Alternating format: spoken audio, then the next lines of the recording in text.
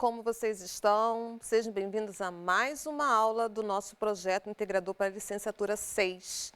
E hoje vamos conversar sobre metodologias ativas.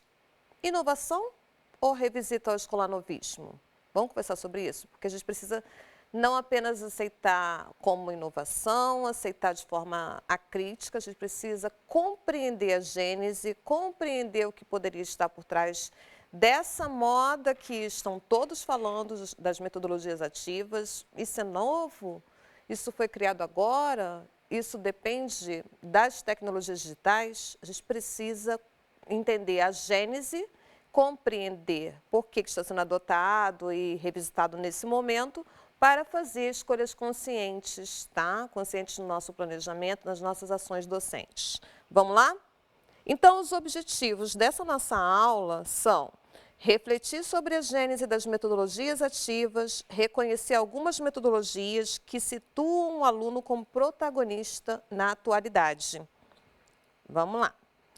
Vamos primeiro problematizar esse modismo das metodologias ativas. Modismo é sempre muito preocupante, tá? Modismo muitas das vezes vem numa onda com um conceito mercadológico por trás. Então, precisamos observar para não assumir, não comprar essa ideia de forma crítica. Agora, tem consciência, compreende a gênese, é uma escolha que que é relevante e coerente com o seu planejamento? Ok, tá? Será que as metodologias ativas surgiram apenas com o maior desenvolvimento das tecnologias digitais? São novidade? Qual é o seu potencial para impulsionar a intencionalidade docente?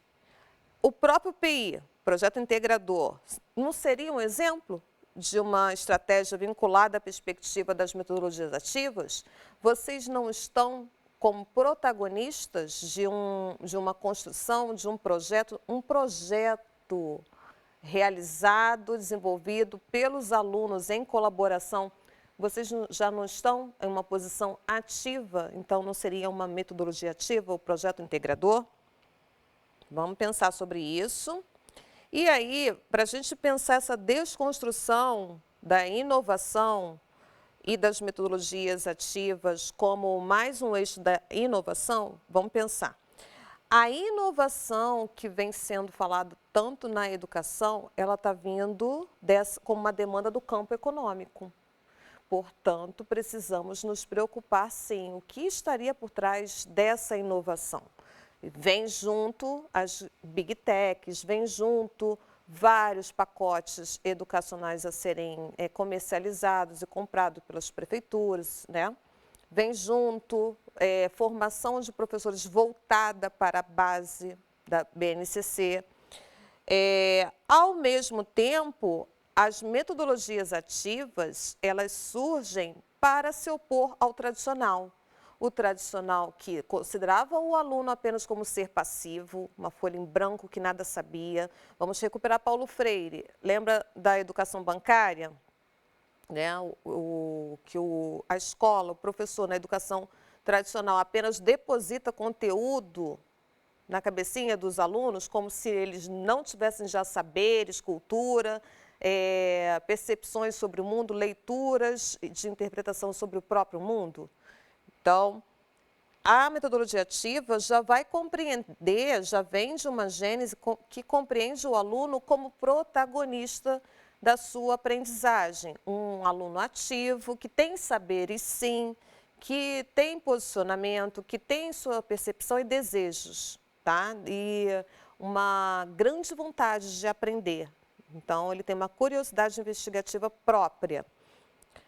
Já a professora Magda e a Miranda falam que há um risco da gente pensar a inovação e a própria metodologia ativa como algo cosmético, instrumental, apenas para enfeitar, apenas como modismo, apenas porque todos estão falando e que essa é a solução para todos os problemas educacionais. Então, essas autoras vêm fazer uma crítica sobre a adoção irrefletida, a adoção porque é modismo, tá? E sim, as metodologias ativas podem ser potencializadas pelas TDICs, Tecnologias Digitais da Informação e Comunicação. Potencializadas não significa que estão atreladas prioritariamente, tá? É uma novidade? Será que tudo isso é uma novidade? Então, a crítica à educação tradicional, que situava esse aluno como sujeito passivo, é que vai ser a mola propulsora para diversas dessas estratégias e metodologias que hoje nós nomeamos como ativas. E isso surge lá com o movimento da escola nova, muito tempo atrás. Então, não é novidade, tá? Olha, eu trago aqui alguns autores, só trago 2 autores e eles nem são os únicos, mas só para a gente ter ideia. Vou destacar aqui para vocês. Olha alguns autores que subsidiam a gênese das metodologias ativas. Eu tenho aqui o Freinet, dá uma olhadinha em que período Freinet viveu e produziu. Então, podemos falar de novidade? Freinet falava das escolas democráticas inspiradas lá na pedagogia libertária. Ele pensou, ele idealizou e ele sugeriu atividades como, por exemplo, correspondência entre as escolas, a construção de jornal escolar, desenhos e textos livres, mas mais do que isso, Freinet estava pensando essas escolas democráticas, autogestão, trabalhar com construção de coletivos. Ele pensava que a democracia ela precisava ser inspirada, estimulada lá desde os anos iniciais. Para isso, você tem que situar o aluno como sujeito ativo, não é isso? E não passivo, porque eles vão trabalhar diversos papéis em processos democráticos. Então, fundamental a contribuição de Freinet. Se nós podemos falar de gênese e pioneirismo, nós podemos falar desses autores. De Crowley, deixa eu só destacar aqui o período, a contribuição. A escola deve ser para todos. Isso ele falava num período que a escola era, como se não houvesse mais isso, né? A escola era para poucos, a escola era para uma elite. Então já havia aqui uma busca pela universalização da escola, pela democratização da escola para todos. Então, outras sugestões que De Crowley traz para a gente, oficinas criativas, a busca por valorizar o interesse da criança, o que a criança quer aprender, então vamos estimular, e os projetos surgem daí. Possibilitar a interação da criança com o ambiente natural para promover descobertas, então sair da escola para ir para espaços de investigação que são do cotidiano. Então, interagindo com a natureza, interagindo com a cozinha, lojas, ruas, aulas de laboratório, tudo isso para transformar o que é cotidiano, espaços de investigação e problematização e criticidade. Os alunos estão ali como pesquisadores, claro, com um mediador, que é o professor, né? Porque as crianças, os alunos sozinhos ainda não conseguem ter esse olhar da crítica e da pesquisa sem a intervenção e mediação docente. E aí vamos pensar algumas metodologias ativas da atualidade. A gamificação, tá? Que seria a mecânica dos jogos sendo adotadas em atividades, ações e objetos que não seriam produzidos prioritariamente para jogos, para o lúdico, então transformar, trazer a mecânica dos jogos para essas atividades educacionais, essa é uma possibilidade, embora eu, Kate, compreendo que se o aluno não tiver uma posição ativa nessa atividade de gamificada, eu não colocaria dentro do campo da metodologia ativa. Tá? Se ele apenas consome um jogo de forma crítica e de forma passiva, eu não colocaria aqui. Agora, se ele está produzindo jogos, essa é uma atividade muito interessante de produzir jogos, os alunos produzirem jogos em cima de conteúdos, sim, aí está numa posição ativa. Então, eu colocaria aqui. A sala de aula invertida, que é tão falada atualmente, e, na verdade, a gente já trabalha um pouco com a sala de aula invertida há bastante tempo, só que a sala de aula invertida vai exigir do professor o quê? Um planejamento muito denso, muito consistente para orientar os alunos a se apropriar dos conteúdos conceituais antes do momento da aula presencial. Tá, aula presencial ou síncrona, se a gente estiver falando do remoto. Tá bom? Então, a sala de aula invertida seria o quê? Vamos pensar em rápidas palavras. Os alunos estudam antes da aula, em casa, os conteúdos conceituais, tá? Se apropriam de forma imersiva e dedicada, até de forma individualizada. E quando vão para a aula, eles fazem atividades orientadas pelo professor, mediadas pelo professor, para colocar em prática aqueles conteúdos que eles aprenderam, para problematizar momentos de discussão. A graduação já faz bastante isso. Só que os alunos vão conseguir fazer essa apropriação sozinhos, com tanta autonomia, sem que o professor desenvolva materiais didáticos que sejam acessíveis, com uma linguagem clara para eles estudarem sozinhos. Então, o professor precisa fazer um planejamento muito bem feito de como esses alunos vão estudar esses conteúdos com antecedência. Tá? Precisa ser acessível, precisa fazer um filtro, precisa muitas das vezes produzir vídeos autorais, videoaulas para orientar os alunos a fazer essa apropriação antes da aula. E aí a aula vai ser um momento de trocas, de desenvolvimento de projetos, de atividades maker, colocar a mão na massa, ok? Estudo de caso é outra atividade muito interessante do campo das metodologias ativas, que tem bastante desafios. Os projetos, e aí entre os projetos interdisciplinares, o ideal, a origem da pedagogia dos projetos não são projetos que vêm do professor, né? Que vêm da cabecinha, das ideias, do planejamento do professor. São projetos de questões reais que surgem dos alunos. Entendeu? Então, a demanda de investigação e de imersão vem dos alunos. E o professor vai ali subsidiar aquele projeto, aquela ideia, transformar em projeto junto com os alunos. Então, quando a gente fala em pedagogia dos projetos, parece que é algo que o professor planeja para os alunos executarem. Aí a gente escapou bastante da pedagogia do projeto, tá? Surge dos alunos.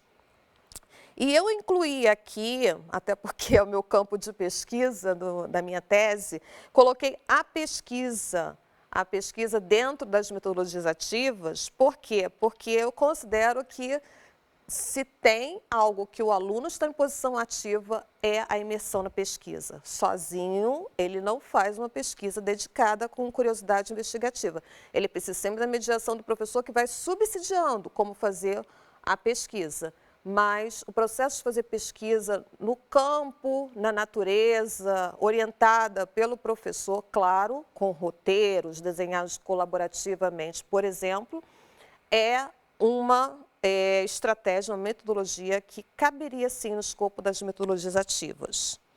E aí, pessoal, vamos pensar como a gente pode impulsionar o protagonismo do aluno. Aluno esse que é colaborador, autor e autônomo, ativo.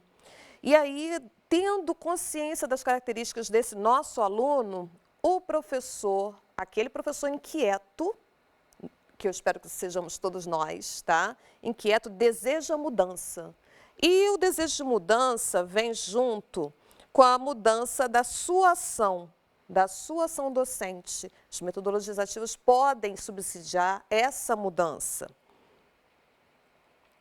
E aí, as tecnologias, elas podem e devem, claro, ser usadas. Não sempre, não o tempo todo. Por isso eu coloquei aqui uso consciente. Uso consciente, você vai refletir em que medida, quando eu vou adotar as tecnologias digitais para amplificar a potência tá? E a maior visibilidade, viabilidade para as intenções, interações, intervenções educacionais, ok? Agora, nós vamos ficar com um vídeo que tenta exemplificar uma escola municipal em Heliópolis que mostra como é que as metodologias ativas estão sendo adotadas nessa unidade escolar. Vamos assistir o vídeo? Vamos lá. Nós vamos conhecer uma instituição de ensino em Heliópolis que fez mudanças radicais na forma e no conteúdo. Tudo com a participação ativa dos pais e da comunidade. No quadro não há matéria, não há provas, nem professor na frente da sala de aula. E a aula? Não tem. É o projeto da Escola Municipal Presidente Campos Sales, em Heliópolis, na zona sul de São Paulo. Os alunos se sentam em grupos. As turmas de uma mesma série foram unidas. As paredes derrubadas e, com elas, as barreiras para o conhecimento. Ficando em grupo, aprende mais, que o grupo vai ajudando cada um. O que os alunos aprendem está nos roteiros, elaborados pelos próprios professores. 60% do conteúdo baseados em referências da Secretaria Municipal de Educação. Os outros 40% na realidade social, na vida e nos interesses dos estudantes. Em vez das provas tradicionais, a avaliação é feita durante a convivência diária entre professor e aluno. Quem aprendeu menos, ganha reforço. E se o aprendizado deles depende deles mesmos, nascem a autonomia e a responsabilidade. Em outras escolas a gente não tem essa química com os alunos, tipo, tá do seu lado, você não pode conversar com ele, você não pode tirar as dúvidas com ele, mas aqui a gente pode. Se funciona, quando a gente convive com os alunos, o que mais me impressiona é o discurso deles. Eles têm um discurso muito mais reflexivo do que em outras escolas. Pronto, pessoal. Espero que tenham gostado desse exemplo da escola de Heliópolis e espero que toda essa nossa aula tenha subsidiado, despertado vocês para a importância de fazer análise crítica das metodologias ativas e nessa análise crítica vocês consigam depreender dali o que vocês desejam nas suas intervenções docentes, o que vocês acham que vale a pena incluir no seu planejamento. Entendendo que o aluno, sim, é um sujeito ativo, ele precisa ser protagonista da própria aprendizagem, mas não é de forma isolada, não é de forma solitária, é sempre com o apoio dos alunos, do professor, nós, tá bom? Então, aqui estão as nossas referências dessa videoaula, espero que auxilie vocês no projeto integrador que vocês estão desenvolvendo e a gente se vê na próxima aula.